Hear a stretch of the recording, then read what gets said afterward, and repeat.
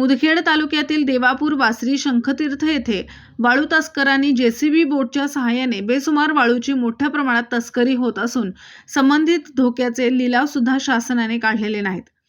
परंतु शासनाच्या महसूल विभागाचे लाखो रुपयांचे नुकसान होत असून संबंधित वाळू तस्कराचे वाहने परवाने तपासण्यासाठी माननीय परिवहन प्रादेशिक कार्यालय नांदेडकडे आपल्याकडून पत्रव्यवहार होणे गरजेचे आहे, असे निवेदन मुदखेड तहसील कार्यालय येथे राष्ट्रवादी काँग्रेस पार्टीच्या वतीने देण्यात आले। तसेच महसूल विभागाचे एक पथक निर्माण करून संबंधितांवर योग्य ती कारवाई करावी। कार्यवाही न केल्यास मुदखेड राष्ट्रवादी काँग्रेस पार्टी अजितदादा गट यांच्या वतीने तीव्र आंदोलन करण्यात येईल, असे निवेदनात नमूद केलेले आहे। N24 मराठी न्यूज साठी अतिक अहमद, मुदखेड तालुका, जिल्हा नांदेड।